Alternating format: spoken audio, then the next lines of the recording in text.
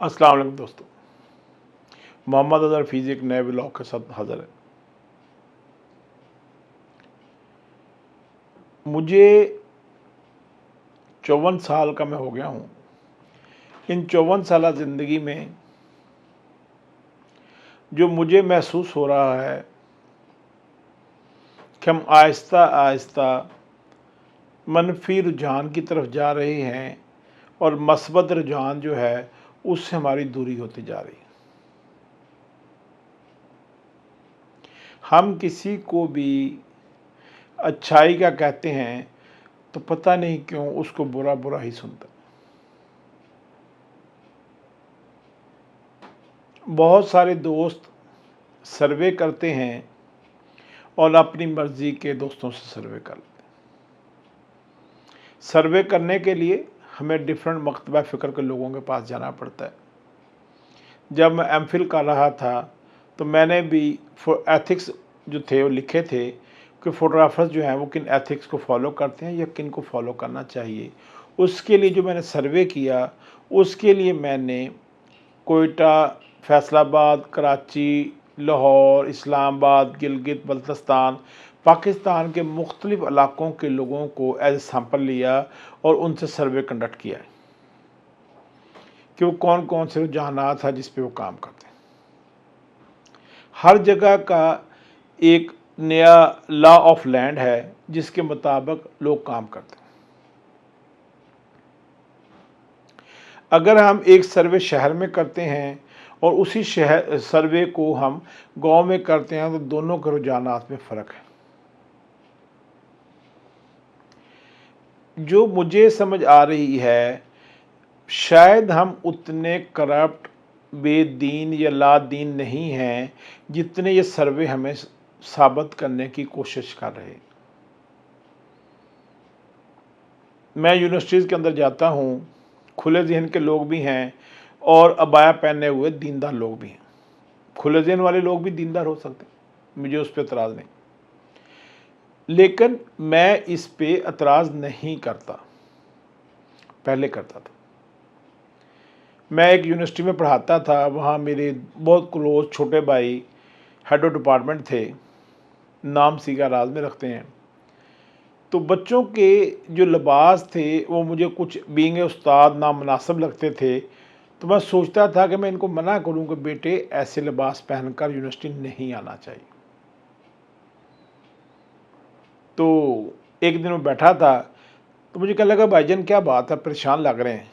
तो मैंने कहा मैं सोच रहा हूँ कि मैं शायद पढ़ाना छोड़ दूँ, क्योंकि ये लिबास नामुनासिब हैं। अगर उस्ताद रूहानी बाप है तो उसके सामने बच्चे इस तरह का लिबास पहन कर आए। तो उसने, है तो मेरे से छोटा, लेकिन उसने बात बड़ी अच्छी की जिससे मुझे बड़ी समझ आई। उसने कहा भाईजान अगर तो कोई बच्चा हॉस्टल से आ रहा है और वो इस तरह का लिबास पहनता है तो हम उसे बता सकते हैं क्योंकि उसके पेरेंट्स साथ नहीं हैं। लेकिन एक बच्ची या बच्चा अगर अपने पेरेंट्स के सामने से ये लिबास पहन के यूनिवर्सिटी आता है तो हमें उस पर एतराज़ नहीं करना चाहिए, क्योंकि उसके वालिदैन उसके इस लिबास पर राज़ी। बहुत अच्छी बात थी वाकई।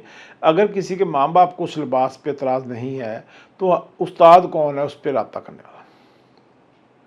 फिर कुछ दिन गुज़रे, एक मेरा बड़ा अज़ीज़ शागिर्द था, तो मैं बड़ा हैरान हुआ कि उन्होंने निक्कर पहनी हुई थी बरमूदा टाइप की, साथ एक टी शर्ट पहनी हुई थी, सर पे एक उल्टी टोपी पहनी हुई थी और वो क्लास में तशरीफ़ लाए। मुझे ऐसे लगा, था भी समर कैंप, तो हम समर कैंप नॉर्मली बास्केटबॉल के लिए, टेबल टेनिस के लिए, स्पोर्ट्स के लिए ज्वाइन करते थे। तो मुझे लगा कि वो फ़ोटोग्राफ़ी या डिज़ाइन की क्लास की बजाय एक कुछ स्पोर्ट्स की क्लास में आया। तो मैंने उनसे प्यार से पूछा, मीर साहब आप किस क्लास में आए?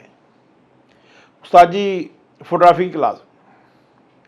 तो मैंने कहा ये लिबास नामुनासिब है इस क्लास के हवाले से, आप मेहरबानी फरमा कर अपना लिबास तब्दील करके आएँ या इस लिबास में तशरीफ़ ना लाया करें। अब आहिस्ता आहिस्ता जो हमारे तरीक़ाकार हैं वो बदलते जा रहे हैं। इनको कंट्रोल करना वालिदैन का काम है। बच्चे कुछ देर के लिए यूनिवर्सिटी जाते हैं, बाकी वक़्त वो घर में सोए रहते हैं। मैं अभी फैसलाबाद था, मेरा भांजा था, मैंने उसे कहा उतर, उठ नमाज़ पढ़। 4-5 दफ़ा कहने के बाद उसने मुझे बड़ी एक खूबसूरत लॉजिक दी। मैंने पहली दफ़ा नमाज के लिए लॉजिक इस्तेमाल की, क्योंकि लॉजिक सुनी मैंने 2 दफ़ा थी। एक दफ़ा पहले मेरे एक टीवी में आईटी के साथी हैं, तो मैंने उन्हें कहा कि आप रेगुलर नमाज नहीं पढ़ते, कोशिश किया करें नमाज़ पढ़ा करें। तो उन्होंने कहा अज़हर भाई, मैं दिन में 2 नमाज़ें पढ़ता हूँ, पर बहुत खुशू के साथ और बड़ी मैं रो रो के पढ़ता हूँ। तो मैं कहा अब ज़रा कम रो के 5 पढ़ लिया करें। तो लेकिन अच्छा, अब वो जो मेरे भांजा साहब हैं, उन्होंने बड़ी खूबसूरत बात की। उन्होंने कहा मामू, अभी मैं ज़रा फजर पे बहुत ध्यान से पढ़ रहा हूँ, तो बाकी बात नमाज़ें जो है ना मैंने अभी शुरू करनी। अब बात यह है कि मुझे समझ नहीं आती कि ये वाले कौन से लोग हैं या कैसी तलीम है जो ऐसी बात आपको दलाइल देती। मुझे याद है रईस खटक मेरे दोस्त थे, अब उनके बच्चे भी माशाल्लाह पीएचडी हैं इस्लामियात में और पढ़ाते हैं। तो रईस खटक से मैंने एक बार सवाल पूछा कि रईस भाई, आप तबलीगी जमात के साथ जाते हैं, मेरा एक सवाल है, ये शायद 2001 या 2 की बात है, अब तो उनका इंतकाल होगा, अल्लाह की रहमत करे। अगर मैं जहाज़ में 35 मिनट में लाहौर चला जाता हूँ, 300 से 400 किलोमीटर का फासला है, मुझे कसर नमाज पढ़नी चाहिए या पूरी पढ़ लेनी चाहिए? तो उनका मुंह लाल हो गया, आंखें तकरीबन बाहर आ गई। मुझे कहने लगे आपका सर कलम कर देना चाहिए। मैं कहा जी मुझे बात समझ नहीं आई। तो उन्होंने कहा आपका सर गर्दन से अलग कर देना चाहिए, जो हुक्म है नबी का, उस पर सवाल आप किस तरह उठा रहे हैं। मैंने उनसे माजरत की, तो मुझे पता चला कि जो हुक्म नबी का है उस पे सवाल उठाना एक बड़ा जुर्म है। तो मेहरबानी फरमाकर, जब नबी करीम सल्लल्लाहु अलैहि वसल्लम ने 5 नमाज़ों का कहा है, तो हमारे बच्चों को भी और हमारी फैमिली को भी चाहिए कि हम 5 वक़्त की नमाज़ पढ़ें। आज मैं एक सुन रहा था, अल्लामा हशाम अलाई ज़हीर, उनका भांजा है, डॉक्टर साहब समथिंग उनका नाम है। वो ये कह रहे थे कि दुनिया में जितने लोगों ने भी तरक्की की, जितने लोगों ने भी, वो मुसलमान है, गैर मुस्लिम है, जिस भी मज़हब से तल्लुक़ रखता है, अगर आप गौर करेंगे तो हैरान रह जाएंगे, ये सारे के सारे बच्चे जो हैं वालिदैन के बड़े फर्माबरदार होते हैं और उन्होंने वालिदैन की बड़ी खिदमत की होती है। ये एक कमाल किस्म का सर्वे था जो पूरी दुनिया में उन्होंने कंडक्ट किया और हमें बताया कि वालिदैन की खिदमत के बगैर आप तरक्की नहीं कर सकते। दूसरा, हमने कुछ देखा, दुनिया में कोई 5, 6 या 8 लोग हैं जो अनपढ़ हैं और तरक्की कर गए, 8 लोग ही हैं मेरे ख्याल में। और हमारे 200 जो स्पीकर हैं, जिन्हें मोटिवेशनल स्पीकर कहा जाता है, वो उन्होंने 8 बंदों की ज़िंदगी याद की हुई है और ऐसे ढोल बजाते हैं कि देखें वो उसने यूनिवर्सिटी छोड़ दी तो चला गया, उसने यूनिवर्सिटी छोड़ दी तो चला गया, उसने यूनिवर्सिटी छोड़ दी तो चला गया और ये बन गया। मेरी दरख्वास्त है कि आप बाकी जो करोड़ों लोग काम कर रहे हैं उनके बारे में भी बताएं जो पढ़े लिखे। मेरे दोस्त हैं वकास सलीब, उनका बड़ा अच्छा इंटरव्यू एक चैनल ने किया, उसमें वो कहता है देखें जी लोग डिग्रियां लेके ऐसे ही फिर रहे हैं, मारे मारे फिर रहे हैं, और अगर आप इस तरह का कोई आइडिया करें और काम करें। तो मैंने उस चैनल को फ़ोन किया, उन्होंने कहा कि आपने इतना अच्छा इंटरव्यू करने के बाद इसका एंड बहुत बुरा किया, आप डिग्रियों को बुरा क्यों कहते हैं? मैं अभी एक सरकारी महकमे में अच्छे ओहदे पर कायम हूँ, काम करता हूँ। आज से 30 साल पहले 1994 में मैं एक एडवर्टाइजिंग के अच्छे बिज़नेस में था, बहुत अच्छा बिज़नेस था। 96 में वो बिज़नेस 97 में बंद हो गया, मैं नौकरियों पे आ गया। अगर मेरे पास नेशनल कॉलेज ऑफ आर्ट्स की डिज़ाइन में डिग्री ना होती तो मैं मुनासिब किस्म की ख्वारी काट रहा था।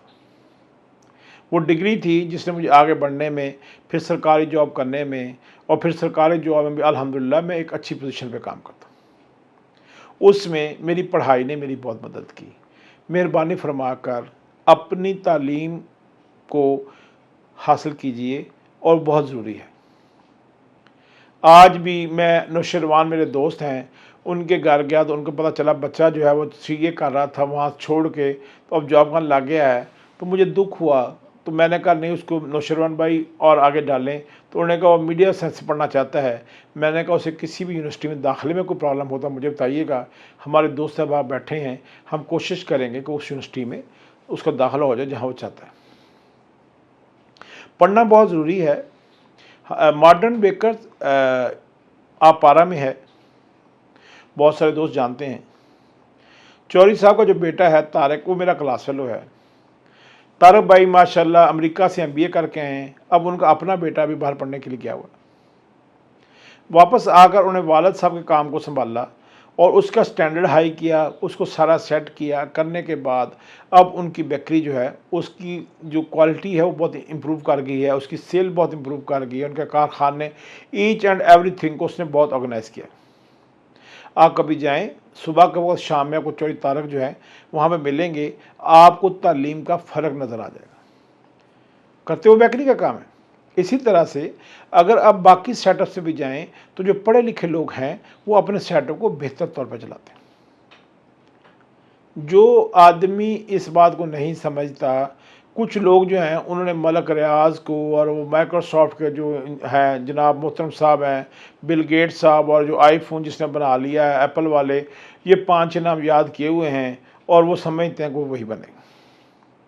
दूसरी बात, यूट्यूब से 20-25 के करीब लोग हैं जो मिलियनेयर बने हैं पाकिस्तान के अंदर, लेकिन मिलियन के करीब लोग जो हैं वो यूट्यूब चैनल पे वीडियोस बनाते हैं, लेकिन शायद उनको अभी तक $10 भी नहीं आए, वो मोनेटाइज होने के बाद वो अकाउंट तक भी नहीं पहुँचे।